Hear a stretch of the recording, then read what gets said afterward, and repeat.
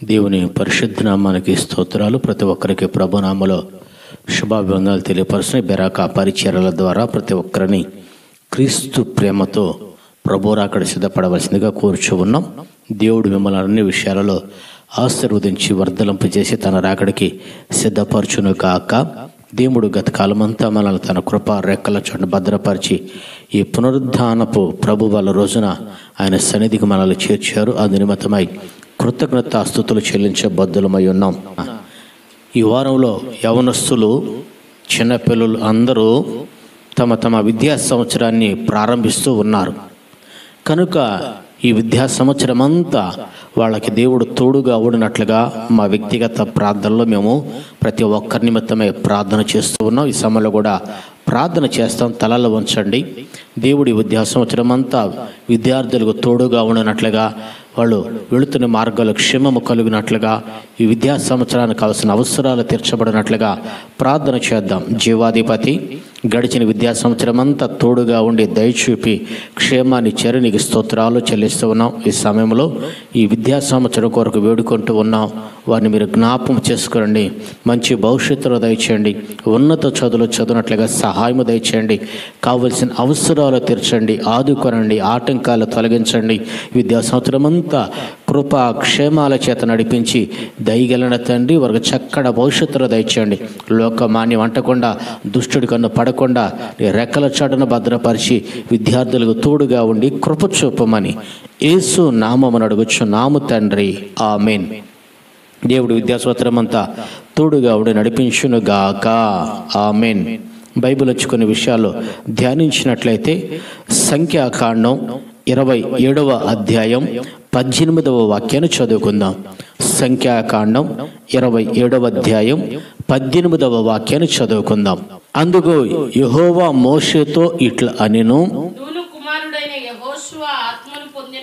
నూను కుమారుడైన యెహోషువ ఆత్మ పొందినవాడు, నీవు అతన్ని తీసుకొని అతని మీద నీ చెయ్యి ఉంచి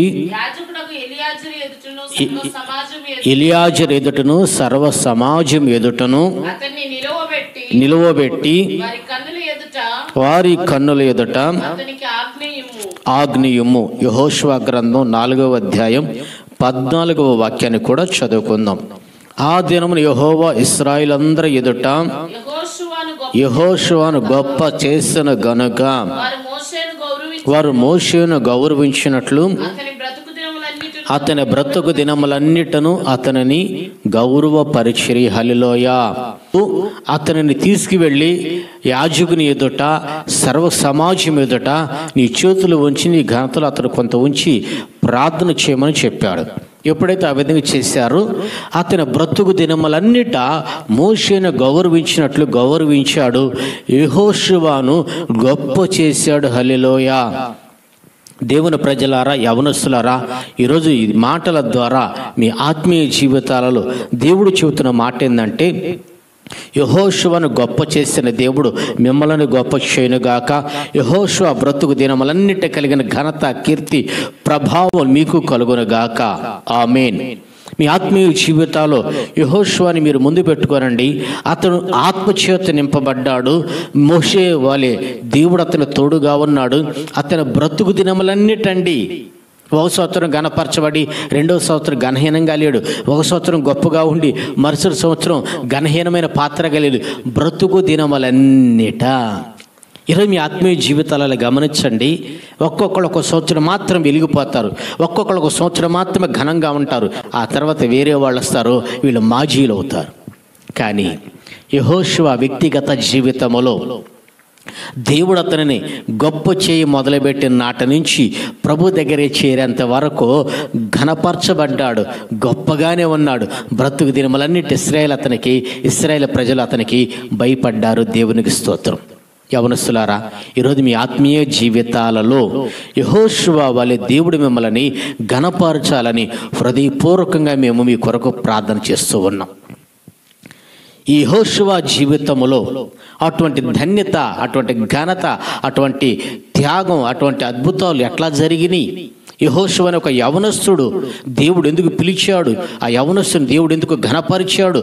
అతన్ని ఎందుకు దేవుడు ఆశీర్వదించాడు? ఈ రోజున ప్రపంచమంతా పెంతెకోస్తు పండగ ఆరాధనని, ప్రపంచ ప్రార్థనా వీరుల దినోత్సవం అని జరుపుకుంటూ ఉన్నారు.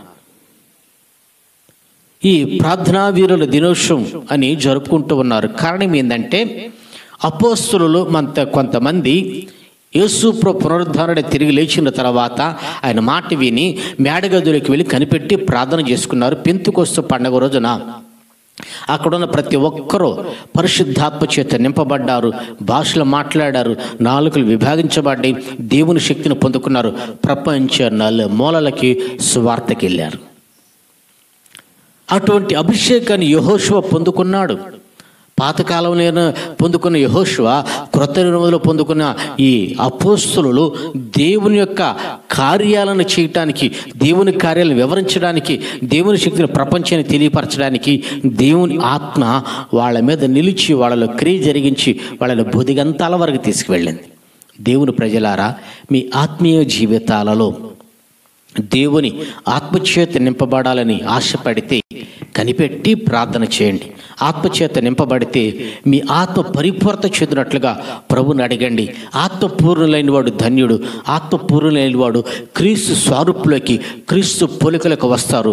అప్పుడు ప్రభు రాకడికి సిద్ధపడి దేవుని దగ్గరికి చేర్చబడి పరలోకంలో ప్రభుతో యుగాలను నివసిస్తారు. కనుక ఆత్మని ఆర్పకుండా, ఆత్మను దుఃఖపరచుకోకుండా ఆత్మ పూర్ణులుగా మార్చబడండి. యెహోషువ ఆత్మ పొందినవాడు. యెహోషువ ఆత్మ పొందినవాడు. అందుకని దేవుడు అతన్ని ఎంచుకున్నాడు. ఆత్మ పొందిన అతన్ని ఘనపరిచాడు. ఆత్మ పొందిన అతన్ని గొప్ప చేశాడు. ఎంతకాలం అంటే బ్రతుకు దినములన్నిట. యవనస్తులారా, ఈ వాక్యాన్ని వింటున్న ఆత్మీయులారా, మీ బ్రతుకు దినములన్నిట ఘనత ప్రభావాలు ప్రభు ద్వారా కలుగునుగాక. ఆమేన్. యెహోషువ జీవితంలో ఇటువంటి గొప్ప కార్యాలు ఎందుకు జరిగినాయి? యెహోషువ అనే దేవుడు ఎందుకు కోరుకున్నాడు? ఎందుకు ఆత్మచేత నింపి అభిషేకించి బలపరిచాడో బైబిల్ నుంచి కొన్ని విషయాలు క్లుప్తంగా ధ్యానించుకుందాం. ఆ మేడగదిలో ఈ అపోస్తలులతో పాటు కొంతమంది పురుషులు, స్త్రీలు కొంతమంది కనిపెట్టి ప్రార్థన చేశారు. అంటే ప్రార్థనలో ఏకీభవించారు.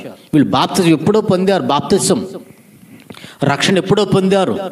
బాప్తిజం పొంది రక్షణ ఎప్పుడో పొంది ఇప్పుడు ఎందుకు వాళ్ళ జీవితాల మీద దేవుని ఆత్మ కుమ్మరించబడిందంటే ప్రభు చెప్పాడు, ఇదిగో నా వలన వినిన తండ్రికి వాగ్దానం కొరకు మీరు కనిపెట్టి ప్రార్థన చేయమన్నాడు. ఏం చేయమన్నాడో కనిపెట్టి ప్రార్థన చేయమన్నాడు. ఈ జూన్ నెల అయిపోతే ఈ సంవత్సరంలో 6 మాసాలు గడిచిపోతాయి. 6 నెలలు మిగిలి ఉంటాయి. కనుక మీ వ్యక్తిగత జీవితంలో చేయబడిన 2025 వాగ్దానం నెరవేర్చబడకపోతే ఈ రోజులో కనిపెట్టి ప్రార్థన చేసుకోండి. వాగ్దానాన్ని నెరవేర్చుడు సమర్థుడు, శక్తి సంపడు. మనం ఆరాధన చేస్తూ ఉన్న పునరుద్ధరణుడైన క్రీస్తు, ఆయన వాగ్దానాన్ని నెరవేర్చుడికి సమర్థుడు. బైబిల్ వచ్చి కొన్ని విషయాలు మనం గమనించి చదివినట్లయితే నిర్గమాకాండం 32వ అధ్యాయం 17వ వాక్యం. ఆ ప్రజలు పెద్ద కేకలు వేయుచుండగా యెహోషువ ధ్వని విని పాళెములో యుద్ధధ్వని అని మోషేతో అనగా అతడు సంగీత ధ్వనిగా వినపడుచు ఉన్నదని మోషే అన్నారు. మోషే కొండ మీదకి వెళ్ళాడు. 40 రాత్రింబవళ్ళు దేవుని సన్నిధిలో ఉన్నాడు. కొండ దిగుని యెహోషువ ఉన్నాడు.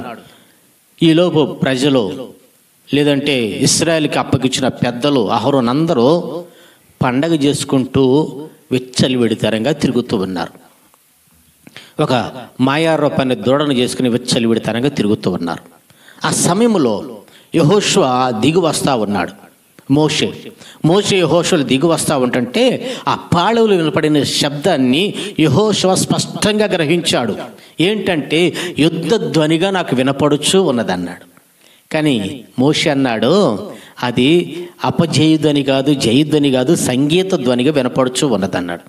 దేవుని ప్రజలారా, మీ ఆత్మీయ జీవితాలలో దేవుడు మిమ్మల్ని అభిషేకించి ఘనమైన పాత్రగా ఎంచి మిమ్మల్ని ఘనపరచాలి అంటే జరుగుతున్నది ఏందో మీరు స్పష్టంగా గ్రహించగలగాలి. ఆ గ్రహింపు ఎప్పుడు వస్తుందంటే పరిశుద్ధాత్మ ద్వారా గ్రహింపు వస్తుంది. జరిగేది ఏంటో గ్రహించగలగాల. యెహోషువని యవనస్తుడు పాళ్యంలో యుద్ధధ్వని వినపడుతూ ఉన్నదన్నాడు. దేవుడు మోషే తర్వాత యెహోషువని నాయకత్వ బాధ్యతలు అప్పగించడానికి, యెహోషువని ఘనపరిచి గొప్ప చేయటానికి, బ్రతుకు దినములన్నిట ఘనమైన పాత్రగా ఉండడానికి గల కారణం ఏంటంటే, అతను చూడకపోయినా దూరముగా ఉండి ఆ శబ్దాన్ని విని ఆ శబ్దాన్ని గ్రహించి ఇది యుద్ధధ్వని అని గ్రహించాడు. యవనస్తులారా, కోళ్ళకి, హాస్టల్కి, యూనివర్సిటీలకి, క్యాంపస్లకి ఎక్కడెక్కడికో వెళుతూ ఉంటుంటారు. వెళ్ళిన తర్వాత కొంతకాలానికి నేను మోసపోయాను, వాళ్ళని నమ్మి వీళ్ళని నమ్మి నా బ్రతుకు పాడైపోయిందని చెప్పేసి జీవితం విసిగి వేసారిపోయి ముగిసే టైంలో గ్రహించే కంటే నీ ప్రక్కనున్న వారు ఎవరు, నువ్వు వెళుతున్న మార్గం ఏంటి, నువ్వు వెళుతున్న త్రోవ ఏంటి, నువ్వు ఏ త్రోవలో వెళుతున్నావు, ఏ త్రోవలో ఏం జరుగుతూ ఉన్నది, నీ ముందు ఏమి జరుగుతుందో నువ్వు గ్రహించగలుగుచున్నావా? వివేచన శక్తిని, గ్రహింపును అనుగ్రహించగలిగిన దేవుడు యేసు ప్రభు. యేసు ప్రభు తెలివితేటలు ఉండొచ్చు, చదువుకునే జ్ఞానం ఉండొచ్చు, అన్ని రంగాలలో ఆరితీరి ఉండవచ్చు, కానీ జరుగుతున్న ఉపద్రవాన్ని, రాబోతున్న ఉగ్రతని గుర్తుపట్టగలిగిన వివేచన, ఆ జ్ఞానం నీలో ఉన్నదా? మోషే కొండ మీద ఉండి దేవుని సన్నిధిలో ఉన్నాడు కాబట్టి ఇక ఆయన ముఖ ప్రకాశం వలన దేవుని సన్నిధిలో నుంచి వచ్చిన అతనికి సంగీత ధ్వని వినపడింది. కానీ యెహోషువ అది యుద్ధ ధ్వని అన్నాడు. నిజంగా పాళెంలోకి వెళితే జీనులు తిని త్రాగి విచ్చలవిడితరంగా ప్రవర్తిస్తూ ఉన్నారు. అప్పుడు యెహోషువ మోషే ఒక మాట చెప్పాడు, ఇదిగో యెహోవా పక్షమున ఉన్న వాళ్ళు ఎవరో రమ్మన్నారు. దేవుని పక్షాన వచ్చేసేసేసారు. గొప్ప వధ జరిగింది, యుద్ధం జరిగింది. ఇంకా అప్పటికి యుద్ధం ప్రారంభం కాల, వధ ప్రారంభం కాల. అంటే జరగబోతున్న ఆ పరిస్థితులని అంచనా వేయగలిగాడు, జరగబోతున్న ఆ పరిస్థితులని గ్రహించగలిగాడు. యవనస్తులారు, మీ ఆత్మీయ జీవితంలో రాబోతున్న ఉగ్రతని తప్పించుకొనుటకు బుద్ధి చెప్పిన వాడు ఎవడు? ఇదిగో చెట్ల వేరను గొడ్డలు పెట్టబడి ఉన్నది, మారు మనసు తగిన ఫలాలు మీరు ఫలించండి. ఏదో ప్రార్థనా దినోత్సవం, ప్రార్థనా వీరులమి, ఆ పెంతుకొస్త పండగని కాదు, మారు మనసు తగిన ఫలాలు మీరు ఫలించగలుగుతున్నారా? మీ ఆత్మీయ జీవితాలలో మారు మనసు ఫలాలు ఫలించండి. ఇంకా అప్పటికి యుద్ధం ప్రారంభం కాల.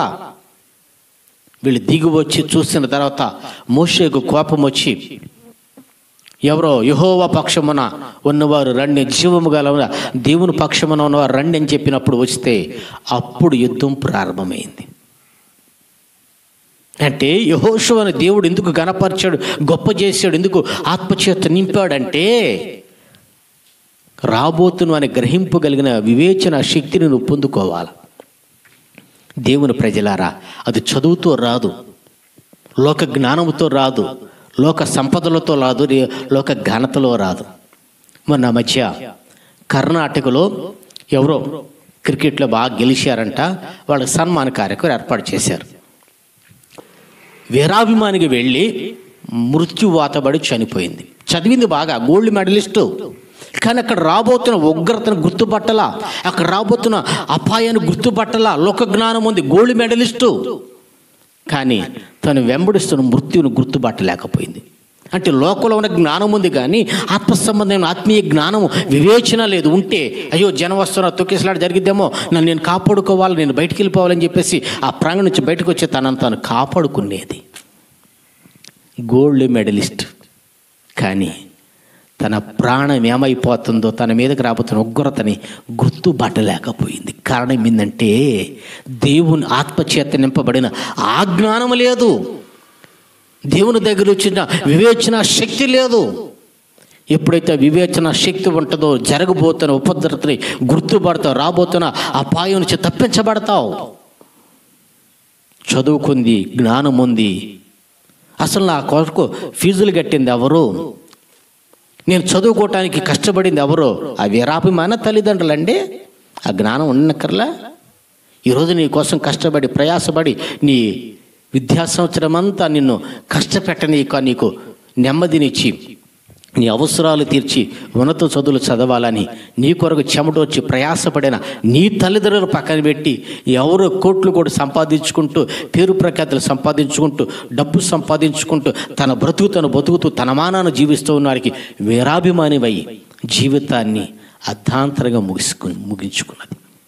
యెహోషువ గుర్తుపట్టారు, అది యుద్ధ ధ్వని. ఈరోజు నీ ఆత్మీయ జీవితాలలో దేవుని ప్రజలారా, దేవుని ఆత్మచేత నింపబడి రాబోతున్నది ఏంటి, జరగబోతుంది ఏందని వివేచన ఆ శక్తిని నువ్వు పొందుకుంటే దేవుడు నీ బ్రతుకు దినములన్నిట ఘనతనిచ్చే ఘనతను నువ్వు కాపాడుకుంటావు. ఆమె గోల్డ్ మెడల్ ఇచ్చారు, ఆమె బ్రతుకు దినములన్నిట ఆ ఘనతని పోగొట్టుకుంది. జీవిత అర్ధాంతరం ముగిసిపోయింది.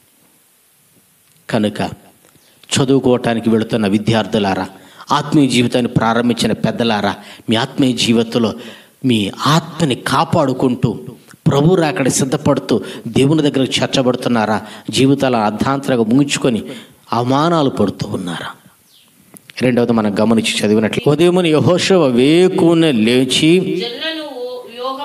జనులను వ్యూహపరచి తానును ఇశ్రాయేలు పెద్దలను జనులకు ముందుగా హాయి మీదకు పోయిరి. గమనించినట్లయితే అక్కడ 2-3 విషయాలు ఉన్నాయండి. ఒకటి, యెహోషువ ఉదయముని పెందలక్కడ వేకుని లేచాడంట. ఎప్పుడు లేచాడండి?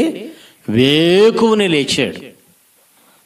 రెండవది, అక్కడ జనులకి ముందు నడిచాడు, యుద్ధానికి బయలుదేరాడు.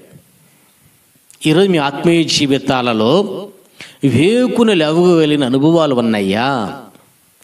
ఎందుకు వేకుని లెగవాలా?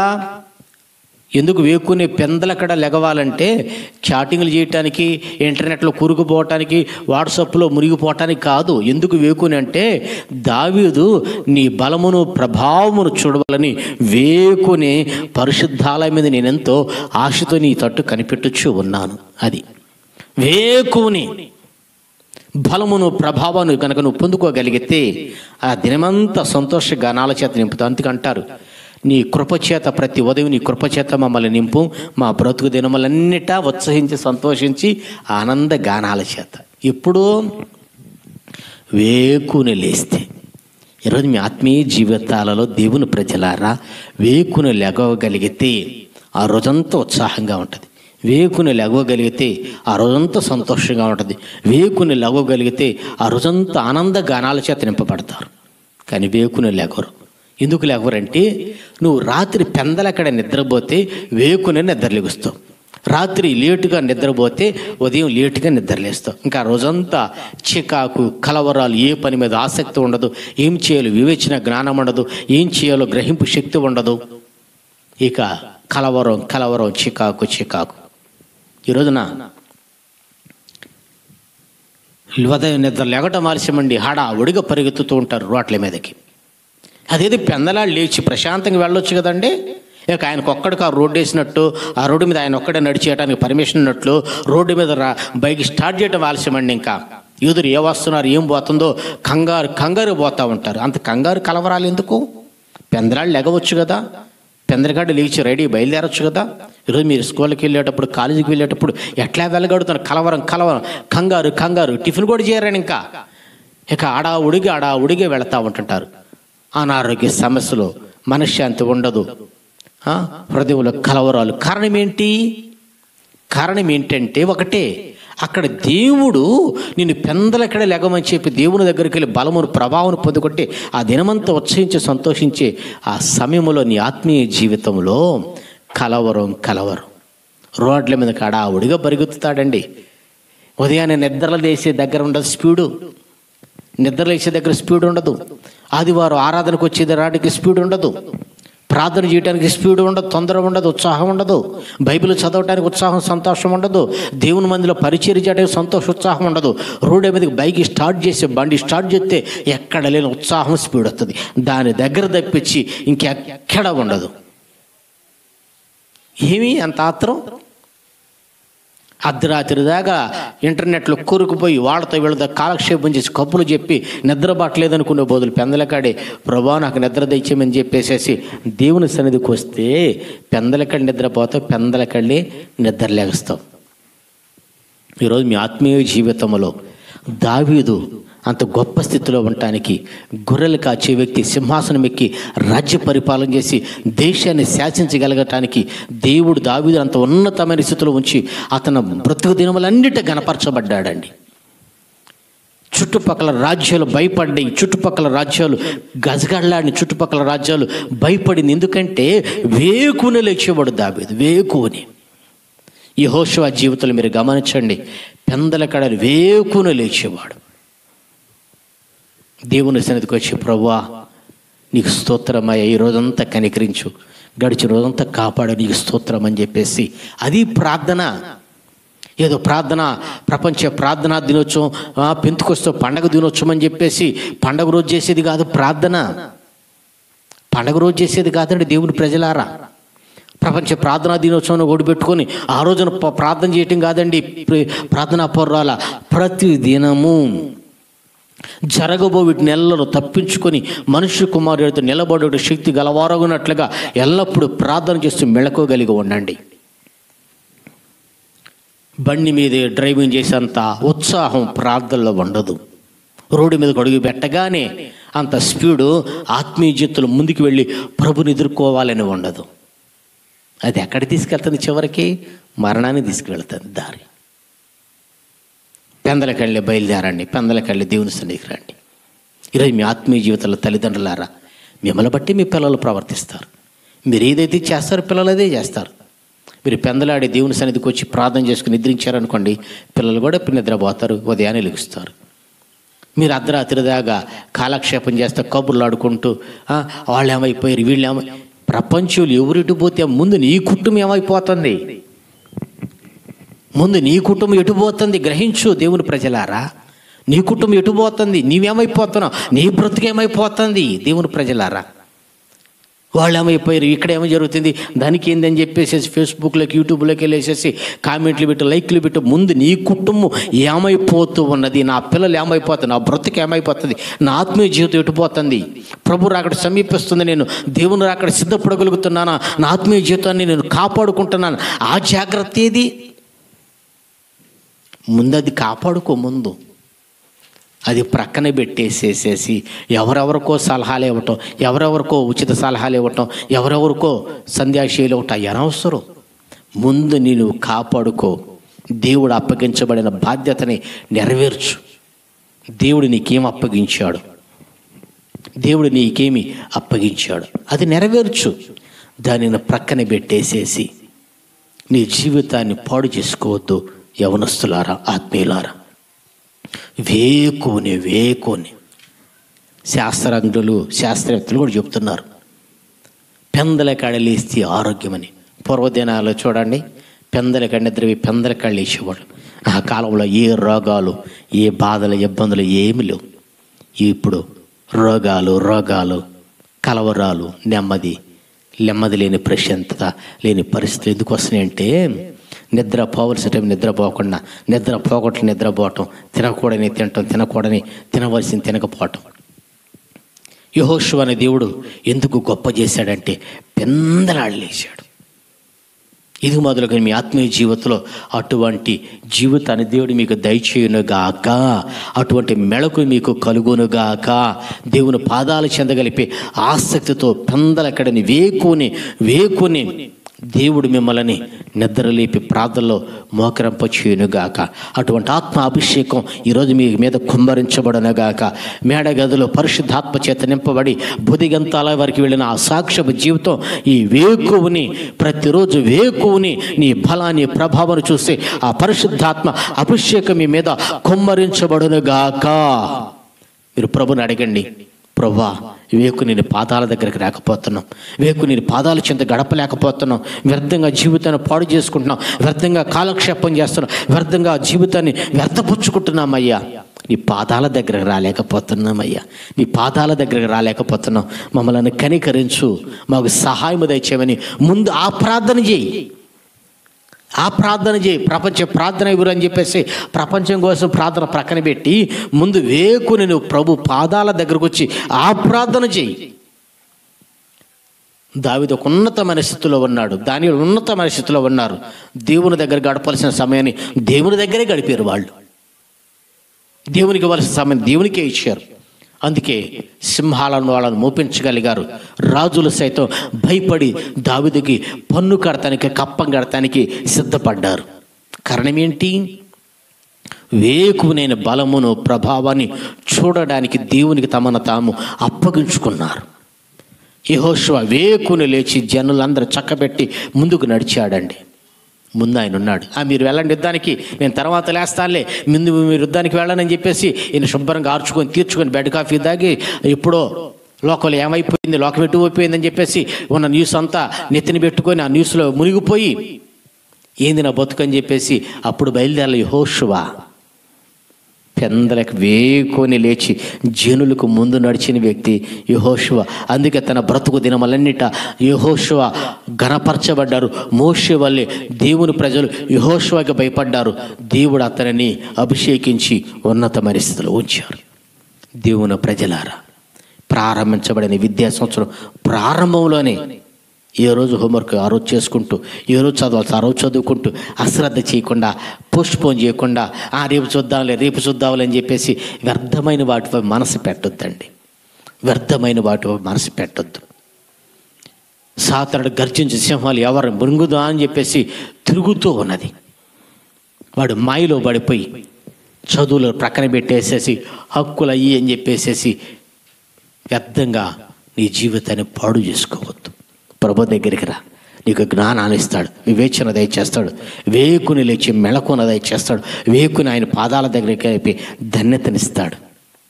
అంత ధన్యత ఎవరికి ఉందండి? వేకుని ఆయన పాదాల దగ్గర గడిపే ధన్యత ఎంత గొప్పది. ప్రశాంతంగా ఆ రోజంతా ఉత్సహించి సంతోష గానాలు చేస్తారంట కీర్తనాకారుడు చెప్తున్నాడు. ఇంకొక విషయాన్ని మనం గమనించి చదివినట్లయితే నిర్గమాకాండం 33వ అధ్యాయం 11వ వాక్యాన్ని చదువుకుందాం. నిర్గమాకాండం 33వ అధ్యాయం 11వ వాక్యం. యెహోవా మోషేతో ముఖాముఖిగా మాట్లాడుచుండెను. తరువాత అతడు పాలెంలోనికి తిరిగి వచ్చుచుండెను. అతని పరిచారకుడును నూను కుమారుడైన యెహోషువను యవనస్తుడు గుడారములో నుండి వెలుపలికి రాలేదు. జనులందరూ ఏం చేస్తున్నారంటే రోడ్ల మీద తిరుగుతున్నారు. కానీ యెహోషువ ఏం చేశాడంటే, యెహోషువ అనే యవనస్తుడు గుడారములోంచి వెలుపలికి రాలేదు. ఎందుకు రాకూడదు? వెలుపలికి రాకూడదా? వెలుపలికి రాకూడదా అండి? రావచ్చు, వెలుపలికి రావచ్చు. పని ఉంటే రావచ్చు, పని చూసుకొని లోపలికి వెళ్ళొచ్చు. ఈరోజు నీ ఆత్మీయ జీవితంలో యెహోవా రెక్కల నీడకి సురక్షితముగా ఉండినట్లు వచ్చితేవి కనుక ఆయన నీకు సంపూర్ణమైన బహుమానం నీకు ఇస్తాడు. ఆయన రెక్కల నీడను ఆశ్రయించి ఆ రెక్కల నీడలు ఎప్పుడైతే నువ్వు నిలవగలుగుతావో ఆ రెక్కల నీడన ఆశ్రయం దొరికిద్ది, సురక్షితగా ఉంటాం. యెహోషువ గుడారములోనే ఉన్నాడు, బయటికి రాలా. బయటకు వచ్చామనుకోండి, చిన్న పని ఉందండి బయటికి వెళ్తారు. ఇక చివరికి ఆ పని పని పని పని బయటికి వెళ్ళిన వ్యక్తి ఎప్పుడు వస్తాడో తిరిగి తెలియదు, ఎప్పుడు వస్తాడో అర్థం కాదు. ఏంటి అంటే గుడారంలో నుంచి బయటికి రాకుండా మోషే చెప్పాడు, యెహోషువ నువ్వు జాగ్రత్త, నువ్వు గుడారంలోనే ఉండు, బయటికి రాబాక. ప్రజలంతా విచ్చలవిడితరంగా తిరుగుతున్నారు, ప్రజలు ఇష్టానుసారంగా ప్రవర్తిస్తూ ఉన్నారు, లోక తీరు బాగోలేదు, లోకంలో దాని ఆశలు గతించిపోతాయి, దేవుని చిత్తం నెరవేర్చేవారు నిరంతరం నిలిచి ఉంటారని చెప్పేసిన ఆ మాటలను గ్రహించిన యెహోషువ గుడారంలోనే ఉన్న ఆయన అట్లానే చెబుతుంటాడులే అండి, మీకేం పోయిందండి, మీరు ఎట్లానే చెబుతారని చెప్పేసేసి వినిన మాటలని, చెప్పబడిన మాటలని, చదవబడిన వాక్యాలను పెడచెవుని పెట్టేసేసి మాకన్నీ తెలుసండి, మాకు జ్ఞానం ఉన్నదండి, మేము అన్ని రంగాలు ఆరితేరామండి అని చెప్పేసేసి సొంత ఆలోచనతో, సొంత సామర్థ్యంతో, తెలివితేటతో ప్రవర్తించలా యెహోషువ.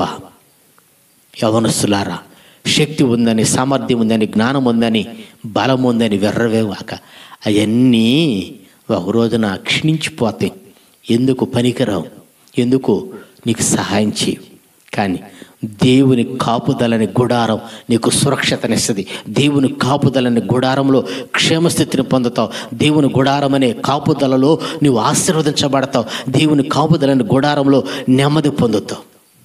ఈరోజు మీ ఆత్మీయ జీవితాలలో స్నేహితులని సరదాగా ఈ వయసుందండి, ఇప్పుడు కాకపోతే ఎప్పుడు అనుభవిస్తావు, ఇప్పుడు కాకపోతే ఎప్పుడు సంతోషిస్తావు, ఇప్పుడు కాకపోతే ఎప్పుడు అని చెప్పేసి అనుకోబాక. జీవితం అన్నది ఇప్పుడు గమనించండి. ఒక విద్యార్థి మహాచదివితే ఒక 20-25 సంవత్సరాలు చదువుతారు. ఆ తర్వాత ఇంక స్టడీ ఉండదు. ఉద్యోగంలోకి వ్యాపారంలోకి వెళ్ళిపోతారు. అంటే మనిషి ఎంత కాలం చదువుతారు?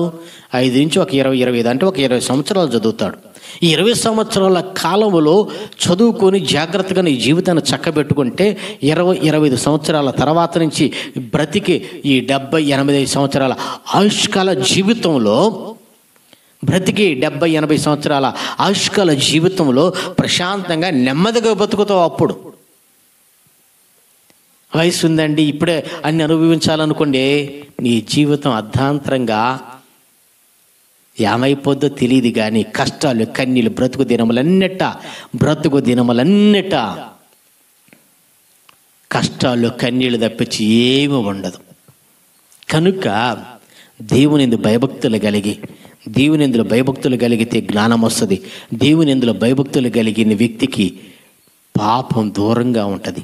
దేవుని ఇందులో భయభక్తులు కలిగి ఉంటే పాపానికి దూరంగా పోతాడు. ఆ తర్వాత తన బ్రతుకు దినములన్నిట ఎంత క్షేమంగా ఆశీర్వాదకరంగా ఉంటుందంటే అంత ఆశీర్వాదకరంగా ఉంటుంది. యేసేపు ఉన్నాడు,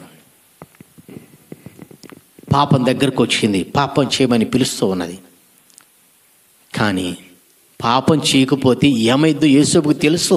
ఎందుకంటే తన దగ్గరకు వచ్చిన పాపం సామాన్యమైనది కాదు. చేస్తే ఆ పాపం తనను కప్పిపెట్టిద్ది, మరుగైపోతాడు. 2 ఉన్నాయి అక్కడ. చేస్తేనేమో కప్పి పెట్టబడతారు, ఎందుకంటే ఉన్నతమైన స్థితిలో ఉన్నారు. చేయకపోతేనేమో శిక్ష పడవచ్చు, ఎందుకంటే ఉన్నతమైన స్థితిలో ఉన్నారు కాబట్టి. కానీ దేవునికి అప్పగించుకుని పాపానికి దూరంగా పోయాడు. కొంతకాలం కష్టాలు కన్నీళ్ళు వచ్చింది. కానీ సింహాసనం ఎక్కి రాజ్య పరిపాలన చేపట్టి రాజు తర్వాత రాజు అంతటి వాడికి చలామణికి మిగిలిన ఆయుష్కాల జీవితం అంతా సంతోషంగా బ్రతకగలిగాడు యేసేపు. హల్లెలూయా, దేవునికి స్తోత్రం. ఆ వయసున్నప్పుడు కాక ఇంకెప్పుడు బ్రతుకుతామండి, వయసున్నప్పుడు కాక ఎప్పుడు తిరుగుతామండి, వయసున్నప్పుడు కాక ఇంకెప్పుడు జలసాలు చేస్తామండి, సుఖభోగాలు అనుభవిస్తామని చెప్పేసేసి ఈ యవ్వన కాల జీవితంలో ఇష్టానుసారంగా విచ్చలవిడితనంగా ప్రవర్తిస్తున్న యవ్వనస్తులారా, మిగిలిన ఆయుష్కాల జీవితం అంతా కష్టాలు కన్నీళ్ళు బాధలు వేదనలు తప్పించి ఏమి ఉండవు. గుర్తుపట్టండి.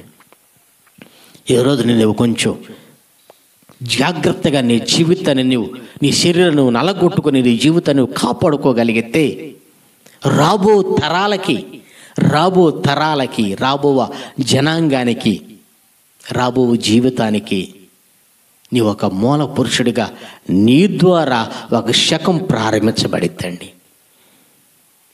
ఈరోజు యవ్వనస్తులు ఎవరో చేసిన, ఎవరో ప్రారంభించిన, ఎవరో సాధిస్తున్న దాంట్లో పాలు పొందటం కాదు, నీ ద్వారా ఏమి ప్రారంభించబడింది. యేసేపు ఉన్నాడండి, పాపానికి దూరంగా ఉన్నాడు, పరిశుద్ధతను కాపాడుకున్నాడు, కష్టాలు కన్నీళ్ళు అవమానాలు నిందలు భరించాడు. అతని ద్వారా ఒక నవశకం ప్రారంభించబడింది. తన పిల్లల తరతరాలకి ఓ గొప్ప వంశంగా స్థాపించబడ్డాడు. తన అన్నలకి భోజనం పెట్టాడు, పిల్లలకి ఆహారాన్ని పెట్టాడు, ప్రపంచానంతటికి ఆహారంగా పెట్టాడు. సెలబ్రిటీని ఇతను ఫాలో కావటం కాదు, ఇతను సెలబ్రిటీగా మారిపోయాడు. దేవుని ప్రజలారా, ఎవరో సెలబ్రిటీ కొరకు నువ్వు కేకలు వేసి నీ జీవితాన్ని పాడు చేసుకొని నీ చదువులు ప్రక్కన పెట్టేసేసి సెలబ్రిటీల కోసం రోడ్ల మీద పరుగులు తీయటం కాదు. నువ్వు సెలబ్రిటీగా మారిపోతే ప్రపంచమే నీ దగ్గరకు వచ్చింది. యేసేపు దగ్గర ప్రపంచం వచ్చింది. యేసేపు దగ్గరకు ప్రపంచం వచ్చింది. కారణం ఏంటంటే తనను తాను కాపాడుకున్నారు, దేవునికి అప్పగించుకున్నాడు, భయభక్తులు కలిగి ఉన్నాడు, ప్రార్థనలు ఎదిగాడు, పాపాన్ని విడిచిపెట్టాడు, పాపాన్ని ఆశ్రయించుకున్నాడు. ఆ పాపం చేయకపోతే జరిగే ఆ ప్రతిఫలాన్ని కూడా అనుభవించాడు. పాపం చేస్తే ప్రతిఫలమే కాదు, పాపం చేయకపోతే జరిగే ఆ ప్రతిఫలాన్ని కూడా అనుభవించాడు. యేసేపు ఒక సెలబ్రిటీగా నిలబడ్డాడు. ప్రపంచం ఆయన కాళ్ళ దగ్గరికి, అయ్యా అన్నం పెట్టు, అయ్యా మాకు ఆహారం పెట్టు, అయ్యా మా పిల్లల్ని పోషించమని చెప్పేసి యేసేపు పాదాల దగ్గరకు వచ్చారండి. సెలబ్రిటీస్ అంటే పట్టెడన్నం పెట్టగలిగిన వాడు, ప్రాణాలు తీసేవాళ్ళు కాదు. సెలబ్రిటీస్ అంటే తన కోటను తాను కొట్టుకోవటం కాదు, ప్రజలను కోటలోకి తీసుకెళ్ళటం కావాలి. అటువంటి సెలబ్రిటీగా నువ్వు మారిపోతున్నావా? కోట బయట జేజేలు కొట్టి కోట్లైన విందులు వినోదాలు చేసుకుంటూ నీ కుటుంబం, నీ పిల్లలు నడురుడు పాలవుతుంటే అది కాదండి నీకు కావాల్సింది. యెహోషువ అనే యవనస్తుడు గుడారం నుంచి బయటికి రాల, కానీ తర్వాత చూస్తే అన్ని గుడారాల ప్రజలు యెహోషువ దగ్గరకు వచ్చి నిలబడ్డారు. దేవునికి స్తోత్రం. ఈరోజు నేను గుడారం నుంచి బయటికి రాకుండా ఉండగలిగితే, కాలేజీ నుంచి నువ్వు బయటికి రాకుండా ఉండగలిగితే, క్లాసు నుంచి నువ్వు రెడీ బయటకు రాకుండా ఉండగలిగితే, స్టడీ నుంచి నువ్వు బయటికి రాకుండా ఉండగలిగితే, దేవుని కాపుదల గుడారం నుంచి నువ్వు బయటికి రాకుండా ఉండగలిగితే, ప్రపంచమంతా నీ పాదాల దగ్గరకు వచ్చి నీ ముందు నిలబడి చేతులు చాపెత్తి. దేవుని ప్రజలారా, చివరిగా ఇంకొక మాట చదువుకుందాం. యెహోషువ గ్రంథం 8వ అధ్యాయం 32వ వాక్యాన్ని చదువుకుందాం. దేవుని ధర్మశాస్త్రాన్ని, దేవుని వాక్యాన్ని నువ్వు ధ్యానించడానికి దేవుడు నీకు ఒక చక్కటి అవకాశాన్ని ఇచ్చాడు. మీ ఆత్మీయ జీవితాలలో ఈ లేఖనాలను చదివి గ్రహించి వాడు చొప్పున ప్రవర్తించు మనుష్యుడు ధన్యుడు. దేవుడు మనకు అనుగ్రహించాడు. దీన్ని మరుగు చేయలేదు, రహస్యంగా ఉంచలా. యెహోషువ ఆ ప్రతిని ఒకదాన్ని తయారు చేయించి రాయించి ఆ కొండ మీద పెట్టాడు. ప్రభు చెప్పాడు, నా రూపాన్ని, నా ప్రతిమని పెట్టొద్దు, మీరు ఈ లేఖనాలని, వాక్యాన్ని ధ్యానించి వాటి ప్రకారంగా ప్రవర్తించండి చాలన్నాడు. దేవుని ప్రజలారా, విగ్రహారాధనకి కోట్లు కోట్లు ఖర్చు పెడతారు, కానీ ఏం చేయాలో ఏం చేయకూడదు వాడికి తెలియదు. కానీ యెహోషువ ఏం చేశాడంటే, మనం ఏమి చేయాలో ఏమి చేయకూడదు, ప్రభు దగ్గర నుంచి ఆశీర్వాదం ఎట్లా వస్తుందో, దేవుని ఉగ్రతను ఎప్పుడు అనుభవిస్తారో, దేవుని ఆశీర్వాదం కావాలనుకున్న వ్యక్తి ఏమి చేయాలో, నిత్యజీవం ఎప్పుడు కలిగిద్దు, నరకులో పడిపోకుండా ఒక వ్యక్తి ఎట్లా కాపాడుకుంటాడో, ఆ విషయాలను ఒక ప్రతిమగా తయారు చేయించి ఒక కొండ మీద వాటిని ప్రతిష్ఠించాడు. ప్రజలు వెళతారు, అయ్యో ఇది నిత్యజీవ మార్గమా, ఇది నాశకమైన మార్గమా, ఇది ఆశీర్వాదకరమైన మార్గమా, ఇది శాపగ్రస్తమైన మార్గమా, నేను ఆశీర్వదించబడాలనుకున్నప్పుడు ఈ త్రోవలో వెళతానని ప్రజలు వెళ్ళగలుగుతారు. రూపం పెట్టి, బొమ్మ పెట్టి, కోట్లు కోట్లు ఖర్చు పెట్టి ప్రతిమలు చేసి పండగ చేస్తే దేవుని చిత్తం నెరవేర్చబడిద్దా? దేవుని ఉద్దేశాలు గ్రహించగలుగుతారండి? దాన్ని పెట్టే బదులు ఒక కాలేజీ స్థాపించి, వాటిని పెట్టే బదులు ఒక విశ్వవిద్యాలయాన్ని స్థాపించి ప్రజలకు అందుబాటులో మంచి చెడులు, మంచి వివేచన, మంచి జ్ఞానాన్ని బోధించు. మన మధ్య ఉన్నానండి, తెలంగాణలో అనుకుంటా ఒక ఎమ్మెల్యే తన నియోజకవర్గంలో బస్టాండ్లో ఒక లైబ్రరీని ప్రారంభించాడు. బస్టాండ్లో ఏంటంటే ప్రజలు అక్కడికి వస్తారు, బస్ టైంకి కొంచెం లేట్ అయింది, ఆ లైబ్రరీలో బుక్స్ ఉంటాయి, ఆ బుక్స్ చదువుకుంటారు. అవి మంచి చెడులు వివేచించే బుక్స్ అయితే ఇంకా మంచిదండి. ప్రతిమలు పెట్టుకుని ఊరేగించినందువల్ల ఉపయోగం లేదు. ఏది చెయ్యాలో ఏది చేయకూడదో అది నేర్చుకుని ఆ విషయాలను అక్కడ రాసిపెట్టు చాలు. అది చేయకుండా ఏమి చేసిన వ్యర్థం. ఈ లేఖనాలను చదివి విని గ్రహించి వాడు చొప్పున ప్రవర్తించు నరుడు ధన్యుడు. వాళ్ళు పరలోకం చేర్చబడతారు, నరకం నుంచి తప్పించబడతారు. యవనస్తులారా, మీరు చదువుకొని మంచి మార్కులతో పాస్ అయితే మంచి ఉద్యోగాలు వస్తాయి. మీ తర్వాత మీ తరతరాలకి ఒక పునాదిగా మీరు ఉంటారు. మీరు ఒక సెలబ్రిటీగా మారిపోతారు. మీ పిల్లల మిమ్మల్ని గణపరిచి గొప్ప చేస్తారు. మీ తల్లిదండ్రులు ఏదో తెలిసి తెలియని కాలంలో ఉన్న పరిస్థితులు ప్రక్కన పెట్టండి. ఇప్పుడు అన్నీ తెలుస్తున్నాయి, అన్ని విషయాలు గ్రహించగలుగుతున్నావు. నీవన్నా తరాన్ని మార్చే తరంగా మార్చబడు. ఏదో మీ పితరులు ప్రక్కన పెట్టు. అజ్ఞాన కాలంలో వాళ్ళకి ఏం చేయాలి ఏం తెలియదు. వాళ్ళు ప్రక్కన పెట్టి వాళ్ళు మేము చదువుకోలేకపోయి మీరన్నా చదువుకోండి అని చెప్పేసేసి వాళ్ళు కష్టపడి ప్రయాసపడి మిమ్మల్ని స్కూళ్ళకు పంపిస్తుంటే వాళ్ళ త్యాగాన్ని గుర్తుపట్టండి. యేసు ప్రభు మనకు రక్తాన్ని చిందించి త్యాగపూర్తమైన జీవితాన్ని చూపించాడు. పాపాల నుంచి శాపాల నుంచి విడిపించబడాలని మన కొరకు బలియాగమయ్యాడు. ఆయన తిరిగి రాబోతూ ఉన్నాడు. ఎట్లా మీ దగ్గర నుంచి పరమునకు కొనుక్కోబడ్డాడు అదే విధముగా మేఘారుడే వస్తున్నాడు. ఆయన రాకడ సిద్ధపడమన్నాడు. ఆచారాలు సాంప్రదాయాలు పండగలు కాదు, ప్రభు రాకడ నువ్వు సిద్ధపడగలుగుతున్నావా? మోషేకు తోడై ఉన్న దేవుడు యెహోషువకు తోడై ఉండి బ్రతుకు దినములన్నిటి గణపరిచిన దేవుడు మిమ్మల్ని గణపరచును గాక. మనల్ని ప్రభు రాకడ దేవుడు సిద్ధపరిచి ఆయనతో యుగాలు నివసించే ధన్యతను దయచేయును గాక.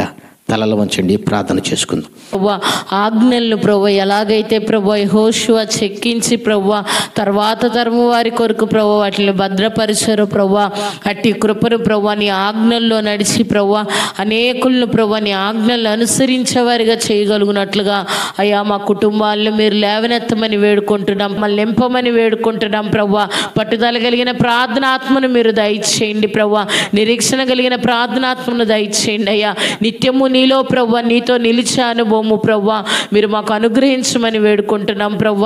అయ్యా తరతరములకు ప్రభు క్షేమమును నెమ్మదిని ప్రభు అనుభవించేవారిగా ప్రభా మమ్మల్ని మా కుటుంబాలను ఉంచమని వేడుకుంటున్నాం ప్రభా. విరిన ప్రభా యవనస్తులనే కానీ కుటుంబాలనే కానీ ప్రభా మీరు నిండారుగా మీరు దీవించండి ప్రభా. ఎలాగ మిమ్మల్ని వెతకాలో ప్రభా అయ్యా నాయన, ఎలాగ మిమ్మల్ని సేవించాలో, ఎలాగ మీ ఆజ్ఞల్ని పొందుకోవాలో నువ్వు సెలవిచ్చిన దేవుడు. అట్టి రీతిగా ప్రభా మేము ముందు కొనసాగునట్లు సహాయం దయచేయండి. వాక్యం విత్తన మీ దాసుని ఇంకను బలపరిచి ప్రభా రెట్టింపు ఆత్మాభిషేకంతో నింపి అయ్యా మోషేకి తోడై ఉన్నట్లుగా నేను నీకు తోడై ఉంటానని వాగ్దానం చేసిన దేవా, నీ వాగ్దానమును ప్రభు మా పక్షమును మీరు నెరవేర్చి సమయోచితమైన కృపచేత ఆదరించి బలపరిచి నడిపించమని సమస్త మహిమ ఘనత ప్రభావాలను మీరు పొందుకొనమని యేసయ్య నామమున అడిగి వేడుకొంచున్నాం తండ్రి, ఆమేన్. మన ప్రభువైన యేసుక్రీస్తు కృపయు తండ్రి అయిన దేవుని ప్రేమయు పరిశుద్ధాత్మ దేవుని సన్నిధి సమాధానం మనకును సకల పరిశుద్ధులకును తోడై ఉండి నడిపించును గాక. ఆమేన్.